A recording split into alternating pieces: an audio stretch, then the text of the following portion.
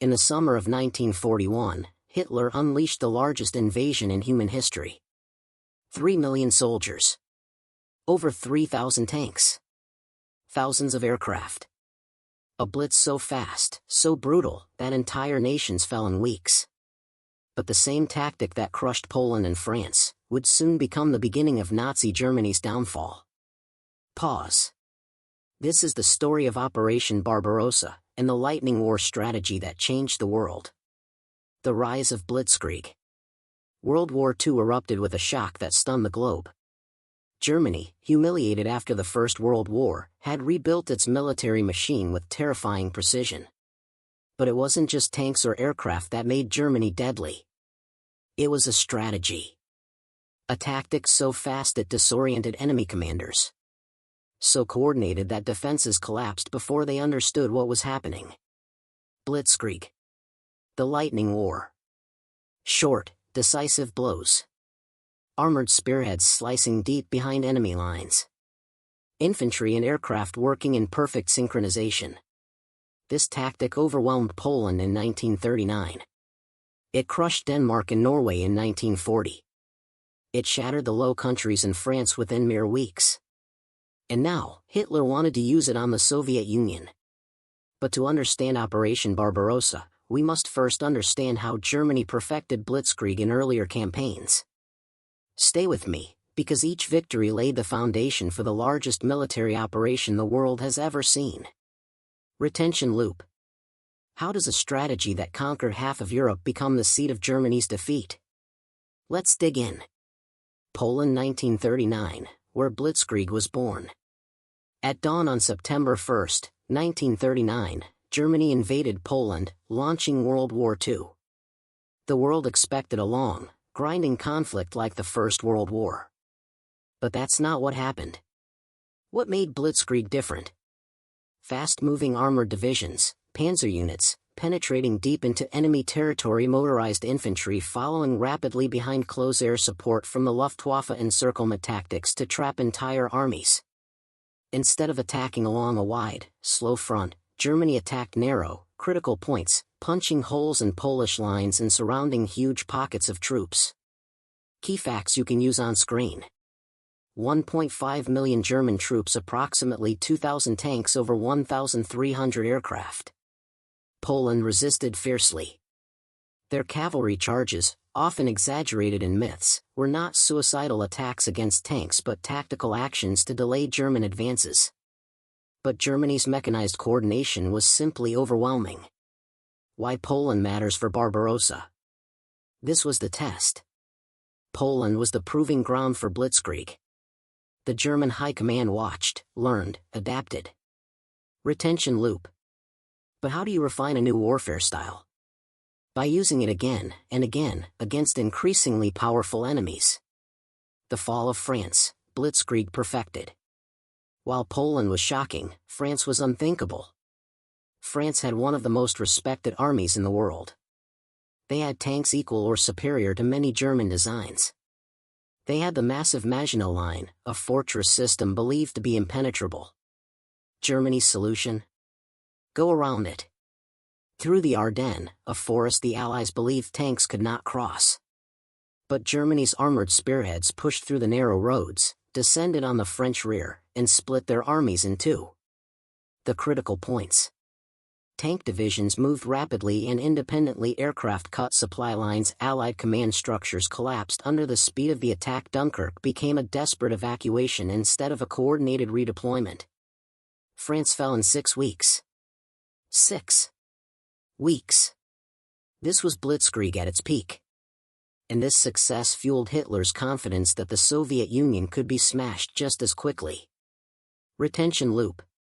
But Blitzkrieg had one hidden weakness, a flaw invisible during victories. And that flaw would soon be tested on the largest battlefield the world has ever seen. Why Hitler turned east. By the time France surrendered in June 1940, Germany controlled Central Europe, Western Europe, Scandinavia, the Balkans, after brief campaigns. Only Britain remained defiant.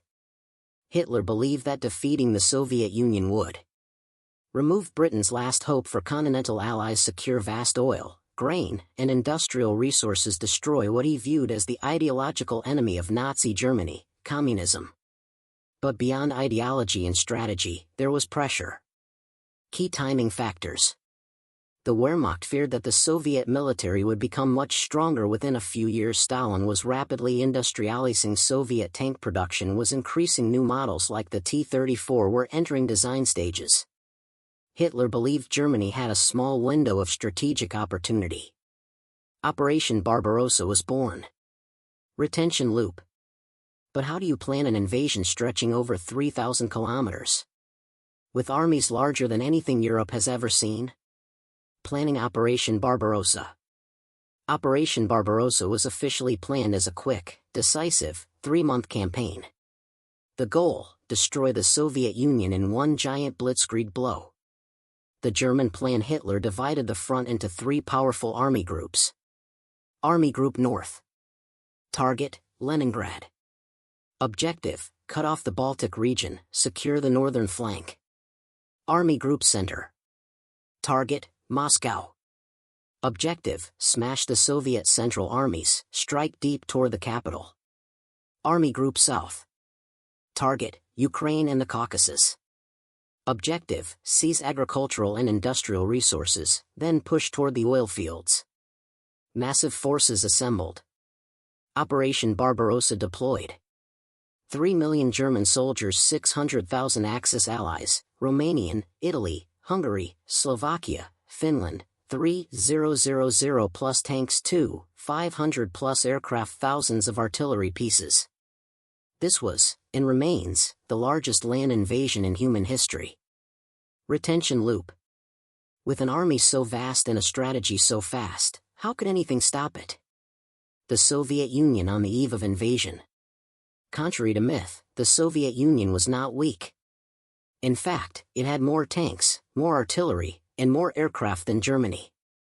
But there were huge problems.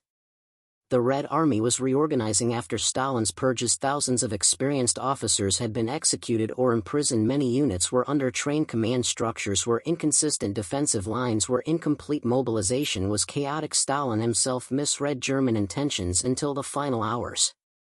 When the Germans attacked, many Soviet formations still lacked communication equipment or clear orders. The Soviet strengths. But the USSR had major advantages Germany overlooked. Vast manpower, deep industrial capacity, enormous territorial depth, ability to relocate factories eastward. These strengths didn't stop the German advance in 1941, but they would become decisive later in the war. Retention loop. So what happened when Blitzkrieg, refined from Poland to France, struck the Soviet border at full force? June 22, 1941, Operation Barbarossa begins. At 3:15 a.m., the sky on the Eastern Front exploded. German artillery roared. Luftwaffe bombers crossed the border to strike hundreds of Soviet airfields.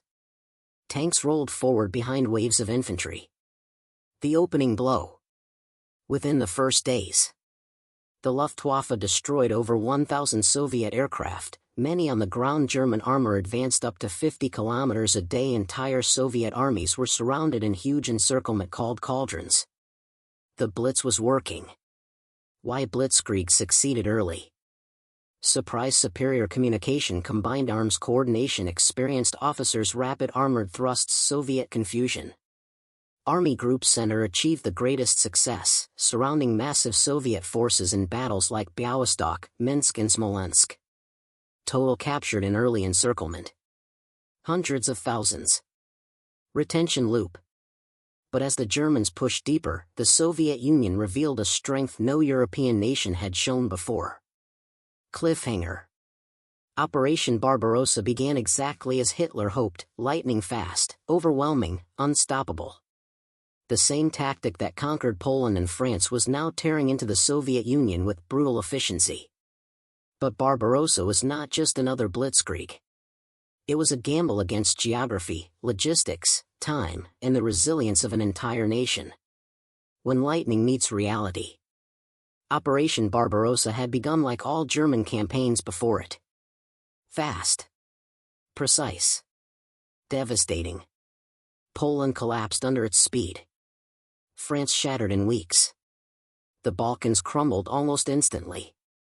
Now, the same Blitzkrieg formula was smashing through Soviet lines. But something was happening. Something Germany had never faced before. The Soviet Union didn't break. It bent. It staggered. But it didn't collapse. And as the Germans rushed deeper, the true challenges of Barbarossa began to surface. Retention loop. Why did Blitzkrieg start failing here, after working everywhere else? The answers lie in geography, logistics, and a series of pivotal decisions that changed the entire war. The giant encirclement of 1941. The first months of Barbarossa produced some of the largest encirclement in military history. Białystok, Minsk, June-July 1941. Over 300,000 Soviet troops encircled entire mechanized corps, destroyed or scattered German spearheads raced ahead, leaving Soviet rear areas in chaos. Smolensk, July 1941. Another 300,000 plus Soviet troops surrounded German armor, captured key supply routes. Soviet attempts to break out were heroic but futile. Uman, July-August 1941. Roughly 100,000 Soviet soldiers trapped in the south. These were victories on a scale Europe had never seen. The Wehrmacht believed they were witnessing the destruction of the Red Army. Why it looked like Germany would win. Blitzkrieg was working flawlessly. Soviet communications were crippled. German aircraft controlled the skies. Soviet frontline units collapsed faster than they could be reorganized. German generals believed the Soviet Union had been mortally wounded. And yet, the Soviet Union kept fielding new armies. Fresh divisions arrived from Siberia, the Urals, Central Asia, deep reserve formations. Every time Germany destroyed one Soviet front, another appeared behind it. Retention loop. How was the USSR replacing entire armies so quickly? And why didn't German intelligence understand what was coming? Soviet depth, distance, and industrial power. The biggest misconception about Operation Barbarossa is that the Soviets were weak. They were disorganized, yes. They were unprepared, absolutely. But they were not weak. Germany learned this the hard way. The Soviet Union was enormous. The sheer size of the country changed everything. Supply lines stretched hundreds of kilometers, fuel shortages increased, vehicles broke down from overuse, infantry marched long distances in brutal summer heat. Blitzkrieg relied on short, decisive operations. But Barbarossa was not short. And it was getting less decisive by the week. Factory relocation. One of the most extraordinary achievements of the war occurred quietly behind the lines. From July to December 1941. Over 1,500 factories were dismantled, machinery was loaded onto trains, entire industrial plants were moved east beyond the Ural Mountains. Workers followed the equipment and restarted production. Germany had never faced an enemy capable of rebuilding an industrial base in real time while being invaded. Soviet production surged. By late 1941 and early 1942, T-34 production soared. KV-1 heavy tanks rolled out in increasing numbers. Soviet artillery and small arms output matched or surpassed German levels. This meant that even though Germany destroyed massive Soviet forces early on, the Red Army kept coming back stronger. Retention loop. But even with all this strength, the Soviets came dangerously close to collapse, until one crucial factor changed the war's direction. Logistics, Blitzkrieg's hidden weakness. Blitzkrieg wasn't just about speed. It depended on constant fuel supply, reliable roads, mechanized infantry, efficient resupply lines, short distances. In France and Poland, these conditions existed. In the Soviet Union, they did not. Roads turned to dust. During summer 1941, the Russian steppe produced enormous dust clouds. Engines clogged. Tracks wore down. Vehicles overheated.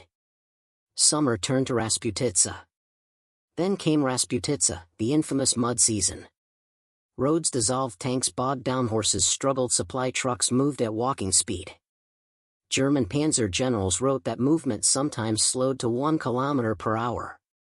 Ammunition and fuel shortages. As distances increased, fuel trucks couldn't keep up, infantry outran the supply lines, ammunition became scarce. The Wehrmacht had not prepared for this scale of operations. Stretched thin, they were still pushing east because Hitler demanded it. Retention loop. And then came the first major turning point, a decision that split the German advance and changed the fate of Barbarossa. The debate over Moscow. By August 1941, German generals believed they should focus everything on capturing Moscow. Moscow was the capital and major industrial center, the hub of the Soviet rail system, a symbolic heart of the USSR. Taking it might have destabilized the entire Soviet command structure. The generals' argument. Heinz Guderian, Fedor von Bock, Franz Halder, and others urged a direct strike on Moscow. They believed the Red Army was close to collapse. Weather would soon turn, winter would make operations impossible. Hitler disagreed. Hitler believed that Ukraine's resources were critical. Leningrad must be captured. Secondary objectives mattered as much as Moscow. So he split army group centers, armored divisions. Some sent north to help Leningrad, others sent south to encircle Soviet armies in Ukraine. Short-term, huge victories.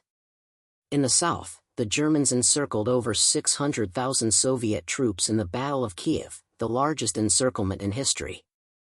Long-term, catastrophic delay. By diverting from Moscow, precious weeks were lost. Soviet defenses strengthened, reinforcements arrived from Siberia, winter approached.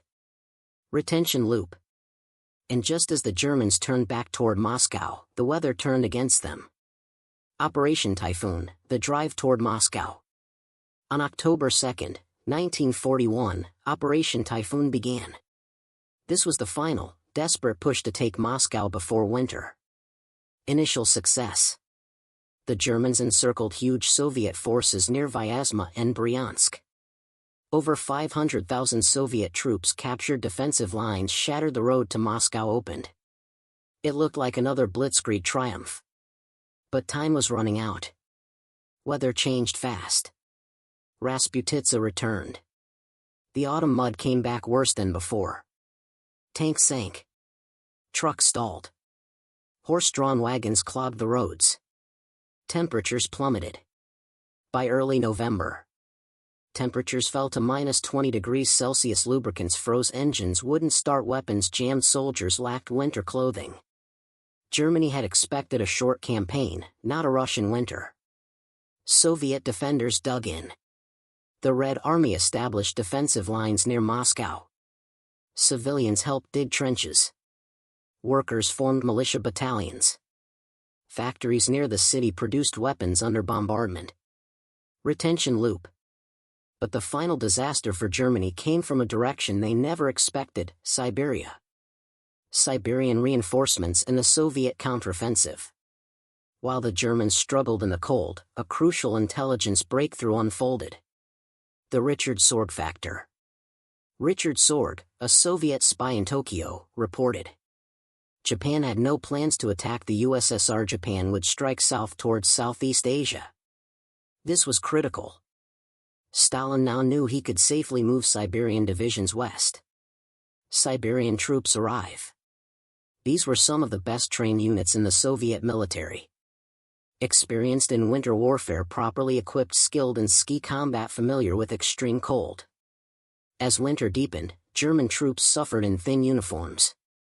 Meanwhile, Siberian soldiers arrived in white camouflage suits, prepared and deadly. The Moscow counteroffensive.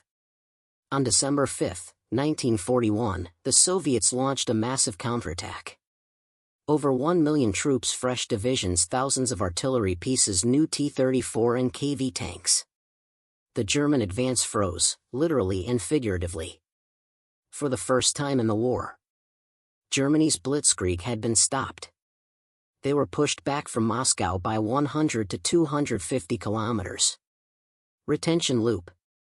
Blitzkrieg had worked perfectly in Poland, in France, in the Balkans. So why did it fail in the Soviet Union? The final part of this series answers exactly that, and explores how Operation Barbarossa reshaped the entire world. Cliffhanger. Operation Barbarossa started with unstoppable momentum. But by winter 1941, the cracks in Blitzkrieg had become impossible to ignore. Hitler's decisions slowed the advance. Logistics collapsed. Weather destroyed mobility. Soviet resilience surged. And for the first time, the Wehrmacht had been pushed back. Collapse of Blitzkrieg, the endgame, and the global impact of Barbarossa. When the lightning war finally slowed. Visual, frozen landscapes, exhausted German soldiers, burning vehicles half buried in snow. By December 1941, the unthinkable had happened. The German Blitzkrieg, the tactic that smashed Poland, crushed France, and dominated Europe, had finally met a battlefield where speed no longer existed.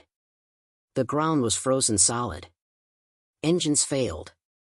Men froze in their foxholes. Soviet counterattacks pushed the Wehrmacht back for the first time since the war began. But the failure of the drive on Moscow was not the end of Barbarossa. It was the beginning of a long, brutal war of attrition that Germany was never designed to fight. Retention loop. So what were the consequences? How did the greatest invasion in history unravel, and how did it change the fate of the world? Let's finish the story. Winter crisis, Germany on the brink. Visual, soldiers burning debris for warmth, snowstorms, frozen artillery. Germany had envisioned a fast, decisive victory. Instead, by winter 1941-42, the Wehrmacht faced temperatures dropping to -30°C, frostbite on tens of thousands of soldiers, frozen machine guns and rifles, fuel that turned to gel, horses dying in snowdrifts, trucks stuck in ice, no winter uniforms for most units. The German High Command had not prepared for winter because Hitler believed the campaign would end before snow fell. Emergency measures. Commanders improvised. Soldiers wrapped rags around their feet, vehicles were kept running 24/7 to prevent freezing, logs were used as fuel, clothing was taken from civilians, makeshift shelters were dug under snowbanks. But improvisation couldn't solve systemic failure. Equipment broke. Morale collapsed. The momentum of Blitzkrieg was gone. Retention loop. And the Soviets were just getting started. Soviet strength surges. Unlike Germany, the Soviet Union adapted quickly. Mobilization accelerated. By early 1942, millions of workers were moved into war industries, entire populations were mobilized, women filled industrial roles, military training programs expanded, newly relocated factories were now producing at full capacity. The USSR did not collapse, it industrialized. The T-34 changed everything. The T-34 became a symbol of Soviet resilience. Key strengths. Sloped armor, powerful 76.2 mm gun-wide tracks for mud and snow, easier to mass-produce. German generals repeatedly praised its design in their memoirs. Soviet command structures improved. The Red Army. Reorganized, replaced incompetent officers, implemented new tactics, improved coordination between infantry, tanks, and artillery. By mid-1942, the Soviet Union was no longer the disorganized giant it had been in June 1941. Retention loop. But if Barbarossa failed in 1941, why did Germany keep fighting? And how did the Eastern Front become the deadliest battlefield in history? The shift from Blitzkrieg to total war. Visual, maps showing the new defensive line, factories working around the clock. Germany realized that the quick victory they expected was gone forever. Hitler reluctantly shifted to a long war, something he had never planned. Extended front lines. Germany was now responsible for a front over 3,000 kilometers long, maintaining supply over massive distances, defending captured territory, fighting nearly continuous Soviet offensives. The Wehrmacht was stretched to the breaking point. Production problems. While Soviet factories were increasing output, Germany struggled. Fewer workers, limited raw materials, bombing of industrial centers, inconsistent production planning. By 1942, Germany was already falling behind the Soviet Union in tank and aircraft production. 3. The human cost. Barbarossa had cost Germany Over 750,000 casualties by the end of 1941, tens of thousands of vehicles, massive ammunition expenditure, loss of elite troops. Blitzkrieg relied on elite, experienced units. Replacing them with new recruits weakened the army further. Retention loop. But Germany wasn't ready to give up. In 1942, Hitler launched a new offensive, one last attempt to win the war in the East. Germany's 1942 offensive, the drive to Stalingrad. Operation Barbarossa may have failed in 1941, but Hitler believed victory was still possible if he struck south. Why the south? Oil in the Caucasus, grain and resources in Ukraine, industrial centers, a chance to cut off the Volga River. Hitler believed that controlling Soviet oil would cripple the Red Army. The path leads to Stalingrad. To protect the flank of the southern offensive, Germany targeted Stalingrad, a major industrial hub and a vital transportation route on the Volga. The battle that followed became one of the most brutal in human history. Stalingrad, the turning point. Fighting lasted from August 1942 to February 1943. Key facts. Urban warfare destroyed entire divisions. House-to-house fighting lasted months. Temperatures fell below -20 degrees Celsius. Again, Soviet Operation Uranus encircled the German 6th Army. Over 250,000 Axis troops were trapped. Germany refused to retreat. The Luftwaffe failed to resupply the pocket. The 6th Army was eventually destroyed. Stalingrad marked the irreversible turning point of the entire war. Retention loop. But Stalingrad was only possible because Barbarossa failed. So what exactly doomed the largest invasion in history? Distance. The Soviet Union was simply too vast. Blitzkrieg depended on short distances and fast supply lines. Barbarossa stretched those lines past their breaking point. Logistics. Fuel shortages. Ammunition shortages. Vehicle breakdowns. Overextended transport networks. The further Germany advanced, the weaker they became. Soviet resilience. The USSR mobilized millions, rebuilt industries, replaced armies faster than Germany could destroy them, pulled back strategically rather than surrendering. Unlike France or Poland, the Soviet Union had enormous depth. Weather. Extreme weather didn't defeat Germany. It exposed Germany's lack of preparation. Hitler's decisions. Splitting forces. Delaying Moscow. Ignoring logistics. Micromanaging commanders. Underestimating Soviet strength. 6. Industrial production. By late 1942, the Soviets were producing more tanks, more aircraft, more artillery, more ammunition. Germany could not keep up. Ideological blindness. Hitler underestimated the Soviet people, the Red Army, and the industrial potential of the USSR. Retention loop. But despite these failures, the impact of Barbarossa went far beyond the Eastern Front. Global impact of Operation Barbarossa, 28-00, 32-00. Operation Barbarossa reshaped the entire world. The U.S. and Lend-Lease. After Germany attacked the USSR, the United States massively expanded Lend-Lease aid. Trucks, food, raw materials, machinery, aircraft, ammunition. This strengthened the Soviet war effort dramatically. Japan's strategic shift. Japan chose to expand south instead of attacking the USSR, leading to Pearl Harbor War in the Pacific, a global conflict on two major fronts. Germany's two-front war. Barbarossa trapped Germany in the situation it feared. Fighting the USSR in the east, fighting Britain and later the Allies in the west. The Eastern Front became the decisive front. 80% of German military losses occurred on the Eastern Front. The destruction of the Wehrmacht in the east enabled D-Day, liberation of Europe, final defeat of Nazi Germany. Post-war world order. The failure of Barbarossa elevated the USSR into a superpower, led to Soviet influence across Eastern Europe, contributed to the Cold War, redrew the global balance of power. Operation Barbarossa didn't just fail. It reshaped the world for decades. Final lessons: the end of Blitzkrieg. Visual, slow-motion cuts of destroyed vehicles, burning cities, and post-war memorials. Blitzkrieg had been revolutionary. It conquered Poland, France, and much of Europe with shocking speed. But Barbarossa proved its limits.